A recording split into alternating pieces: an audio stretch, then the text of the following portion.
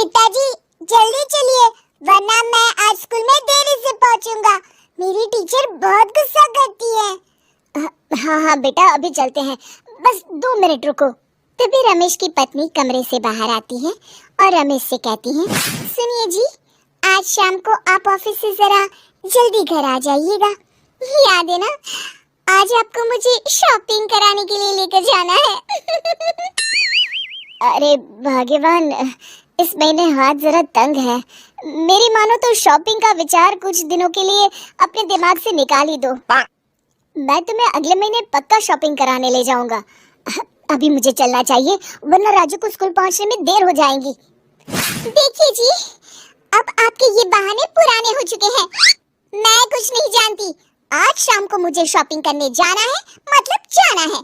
आगे आपकी मर्जी। अच्छा ठीक है भाग्यवान, अब तुम पूरा घर सर पर मत उठाओ, मैं कुछ करता हूँ। इतना कहकर रमेश अपने बेटे राजू को लेकर वहाँ से चला जाता है। घर से निकलने के लिए रमेश जैसे ही अपनी मोटरसाइकिल शुरू करता है, तभी उसकी माँ उसे आवाज देकर कहती है, अरे रमेश, आज शाम को मुझे कुछ पैसे दे देना। याद है ना, मैंने तुझसे कहा था कि मुझे मंदिर में चढ़ावा चढ़ाना है। अरे माँ, मेरी तनख्वाह आने में अभी 10 दिन बचे हैं। अभी मेरे पास बिल्कुल पैसे नहीं है। हाँ, मेरी तनख्वाह मिलते ही मैं तुम्हें पैसे दे दूंगा। रमेश की माँ चिढ़कर कहती है, अरे तेरा दिमाग तो खराब नहीं हो गया? मैंने तेरे भरोसे मंदिर के पुजारी जी से वादा कर दिया है और तू कह रहा है कि पैसे नहीं है। अब मैं पुजारी जी को क्या जवाब दूंगी? तुझे तो मेरी इज्जत की भी कुछ परवाह नहीं है। अच्छा ठीक है माँ, अब तुम गुस्सा मत करो, मैं शाम तक कुछ इंतजाम करता हूँ। इतना कहकर रमेश वहाँ से चला जाता है। फिर दोपहर को जब रमेश अपने दफ्तर में बैठा होता है, तब उसे अपनी पत्नी और माँ की बातें याद आती हैं। रमेश अपने दफ्तर के एक साथी मोहन से कुछ रुपए उधार मांगता है। अरे भाई मोहन, मेरा एक छोटा सा काम कर दो, मुझे कुछ रुपयों की सख्त जरूरत है। मुझे कुछ दिनों के लिए क्या तुम रुपए उधार दे सकते हो? अरे रमेश भाई, मैं तुम्हें पैसे उधार तो दे सकता हूँ, लेकिन मुझे वक्त पर पैसे लौटा देना। वैसे भी मेरा मानना है कि दोस्ती यारी में कभी पैसों का व्यवहार नहीं करना चाहिए। ये कहावत तो तुमने सुनी ही होगी कि उधार प्रेम की कैंची है। मैं नहीं चाहता कि पैसों को लेकर हमारा रिश्ता खराब हो। अरे मोहन, तुम बिल्कुल चिंता मत करो, मैं तुम्हारे पैसे वक्त पर लौटा दूंगा। फिर मोहन रमेश को पैसे दे देता है। शाम को घर आकर रमेश कुछ पैसे अपनी माँ को देता है और साथ ही अपनी पत्नी को भी शॉपिंग कराने बाजार लेकर जाता है। रमेश की पत्नी और उसकी माँ का स्वभाव जरूरत से ज्यादा खर्चीला होने के कारण दोनों हमेशा बेवजह पैसे खर्च करती हैं। फिर एक दिन, सुनिए जी, अगले हफ्ते हमने छुट्टियों में कहीं बाहर जाने का प्लान बनाया था।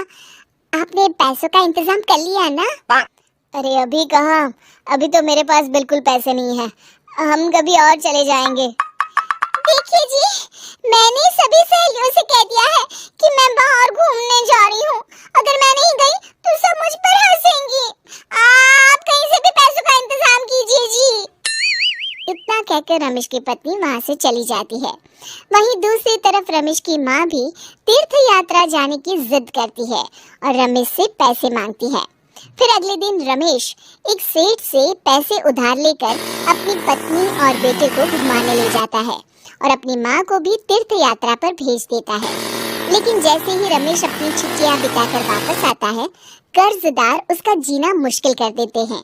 इतना ज्यादा कर्ज एक साथ अपने ऊपर देख रमेश काफी परेशान रहने लगता है। फिर एक दिन राजू की स्कूल की फीस वक्त पर न भर पाने के कारण रमेश को स्कूल में बुलाया जाता है। स्कूल के प्रिंसिपल साहब रमेश को सख्त हिदायत देते हैं कि अगर वक्त पर स्कूल की फीस नहीं भरी गई तो उनके बेटे का नाम स्कूल से काट दिया जाएगा। अपने बेटे की स्कूल की फीस भरने के लिए रमेश अपने दोस्त गिरधारी से कुछ पैसे उधार ले लेता है और स्कूल की फीस भर देता है। रमेश की माँ और उसकी पत्नी खर्चे और घर की जिम्मेदारी संभालते संभालते धीरे धीरे रमेश पूरी तरह कर्ज में डूब जाता है। और तभी एक दिन दफ्तर में काम करते समय रमेश की तबीयत अचानक बिगड़ जाती है और वो बेहोश होकर गिर पड़ता है। उसे जल्दी से पास के एक अस्पताल में भर्ती कराया जाता है। रमेश के घर वालों को ये बात पता चल जाती है तो वे सभी अस्पताल पहुंचते हैं। अस्पताल के डॉक्टर साहब उन्हें बताते हैं, देखिए, देर रात तक जागने और जरूरत से ज्यादा काम करने की वजह से इन्हें चक्कर आ गया था। बेहतर यही होगा कि इन्हें कुछ दिनों के लिए पूरी तरह आराम करने दिया जाए। रमेश की हालत देखकर उसके बेटे राजू को बहुत गुस्सा आता है और वो अपनी दादी और माँ से कहता है, माँ, दादी, मैं इतना छोटा हूँ, फिर भी मैं इतना समझता हूँ कि पिताजी दिन रात दफ्तर में काम करके पैसे कमाते हैं। पिताजी अकेला पूरा घर संभालते हैं और आप दोनों अपने फिजूल के खर्चों के लिए उन पर दबाव डालते रहते हैं। आज पिताजी की हालत के जिम्मेदार तो आप दोनों हैं। राजू की समझदारी भरी बातें सुनकर रमेश की माँ और पत्नी को अपनी गलती का एहसास होता है और दोनों की आंखों में आंसू आ जाते हैं। फिर कुछ दिनों के बाद रमेश की तबीयत एकदम अच्छी हो जाती है और वो पहले की तरह अपने काम पर जाने लगता है।